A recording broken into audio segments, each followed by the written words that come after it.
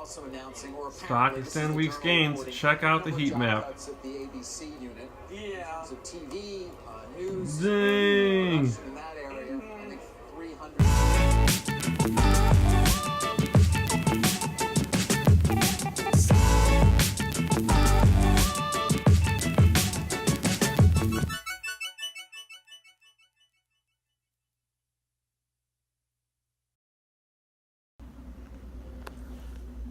What's up, guys? We're back. Good morning. It is August 31st, and I've been watching this video well, so far the market's looking good. I just got on YouTube and I'm watching this video. It's kind of scaring me a little bit, but it's talking about the collapse is coming, prepare for the imminent economic collapse, 2017 stock market, blah, blah, blah. This guy's saying that gold will go up eventually a lot. I personally don't like gold. I don't see... Like, yeah, it's rare to get gold, but what are you going to do, like bring a gold bar to the Jewel and pay for your groceries with it? I really don't see it as a viable way to buy stuff, so I really don't see the point in investing in it. I would rather invest in Bitcoin than gold, but they're talking about the debt's record highs. They're talking about where, you know, the market's so high that it's due to come down, but here's my thought process. So here is the Dow chart for the last 100 years. Okay, so if you look at it, overall it's up. Now there are some really crappy periods like the stock market crash in 1929. Obviously that's a horrible time to be investing in stocks because you're going down. And another really, really bad point was from 1965 all the way to 1981. So that is, what, 17 years? 82 to 1982? That's obviously a really crappy time to be in the market. And hopefully we don't have a long period, because that's I don't want to go through a 17-year period of declining. That would be really, really bad. However, if that's the case, you could always buy put options and you could still make money, so it's not like it's impossible to make money in a down market. But then eventually it all comes back up. Like it's back even with where it was here before the decline. It's back up, then it went up more. Here's the tech bubble of 1999, came down, but then it came right back up. Crashed again in the housing market crash, came right back up. So for me, I think the moral of the story is, if you wait long enough, it will go up. Like they always say, what goes up must come down. I say, what goes up must come down, must come back up again, even more. So that's what I say. And if you look at this chart for the last 100 years, it seems to support that. So my whole thing is, I'm always expecting to have big losses. Like you've seen it when I lost 27 grand in 2 days, and it hurts. Yeah, it sucks. But I just think of it as this. Like I started with 43 grand this year. My goal is 58 grand for the 2017 year. My goal for 2018 year was to hit 78 grand. My goal for 2019 was to hit like 107, 108 grand. I'm now ahead of all of those, so I'm like 3 years ahead of schedule, or 2.5 years or whatever ahead of schedule. So if the market starts going down and I drop, as long as I can get out right around 100 grand or so, let's say it did happen this year, knock on wood, so if it doesn't, let's say it does happen this year, if I can get out above 100 grand, I'll be happy with sitting on the money for a while.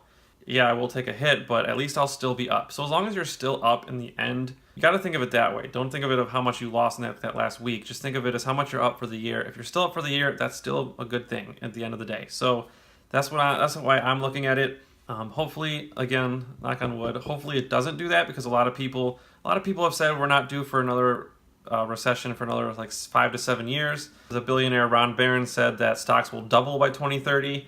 He thinks Tesla will hit $1,000 a share. So I'm hoping that those guys are right, because as much as there are people saying, are all doom and gloom and saying the market's going to go down, there's just as many people saying the market's going to go up.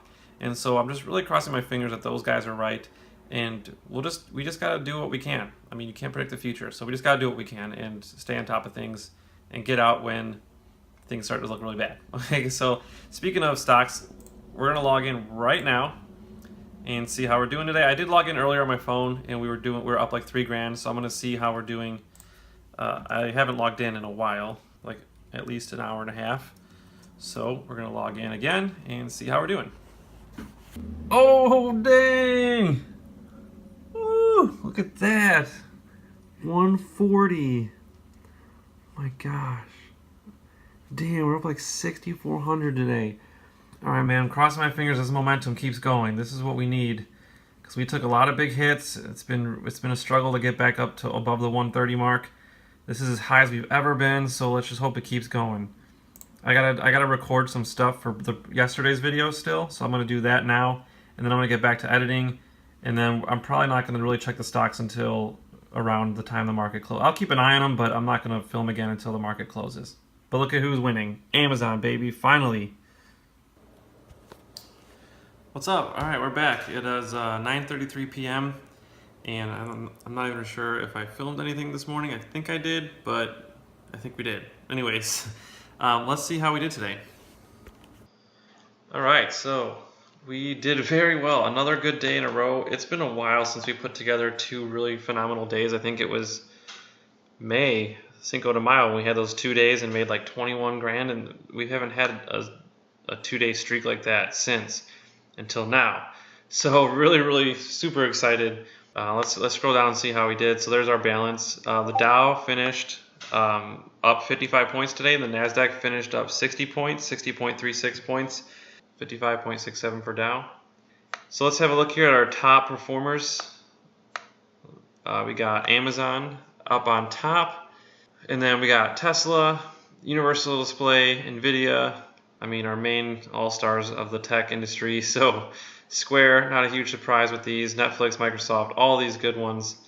Really phenomenal day. Even AMD went up 10%. So that was a good day. Again, we're trying to hit $15 with them, so we still got a little bit of a ways to go.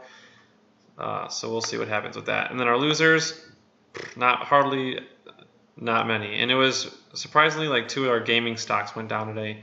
Not exactly sure why, but it didn't go down much, so it could just been like a down, just whatever. I don't know if there was. I gotta check the news still. But anyways, let's look at the watch list. First page. We got AMD and Nvidia. Ooh, Nvidia just hit $13. So we're only $2 away from being in the money. We have till January, so I definitely think that could happen. So hopefully our options will increase. It's only one option though. So there's Amazon, second page, third page. Here's the fourth page. Here's the fifth page, and here's the sixth page. So hemp, even the worst performing stock went down less than 6%. So that's a good sign. I think it was just an overall good day today. So let's talk about some interesting things that happened with our winners, and we will wrap this video up. Hit escape. Okay, and we're back. So let's talk about Tesla first, and then we'll talk about Amazon and Nvidia, and then I want to talk about Analog Devices a little bit, just because that was a stock that Jim Cramer was talking about today. He mentioned it before, and I forgot to look into it, but it could be a very solid company to invest in.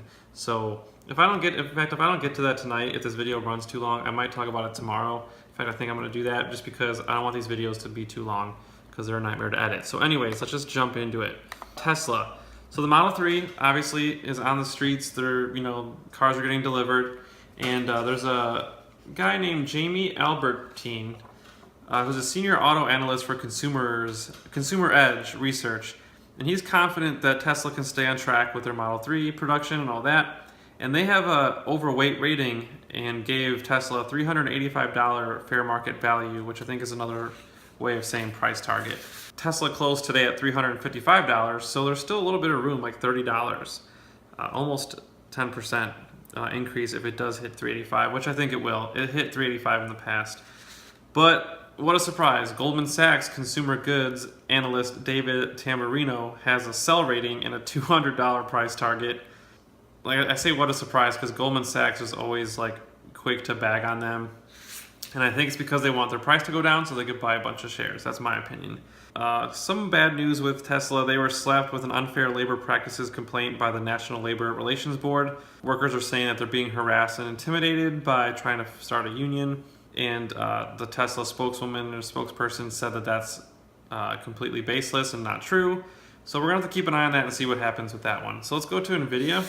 Oh, so there was a really good article. In fact, I'm just going to mention a couple pieces of it, but I'm going to link to it in the description.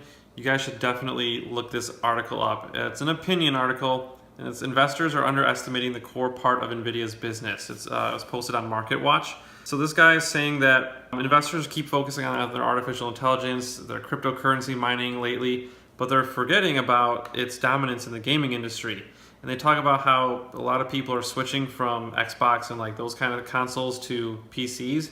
And there's been a 5 to 6% increase in sales for gaming PCs year over year. So one of the things he mentioned was that they provide a lot of software development kits, or SDKs, and that 70 to 80% of all the top PC gaming titles are using those.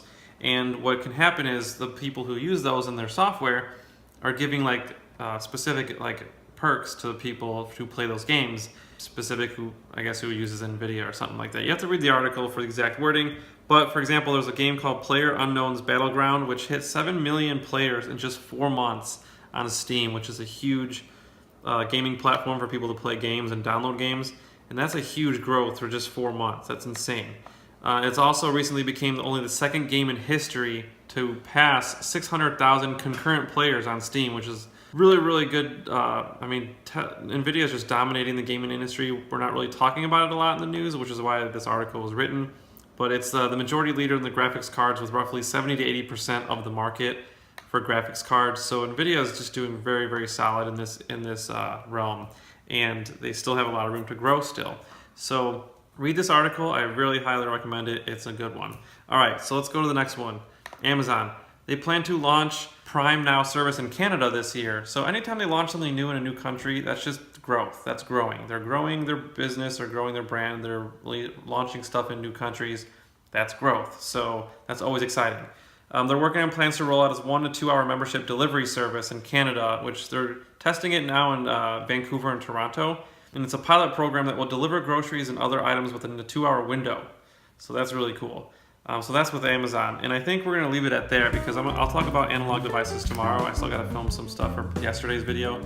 So if you did like this video, please hit that like button and subscribe, all that cool stuff, and comment. I'm loving seeing you guys comment on the videos. I love to talk to you guys. It's so much fun. So please keep doing that. And I will respond to all of them. And thank you guys so much. And hope you have a great night. Hope you have a great rest of your evening. And we will talk to you tomorrow.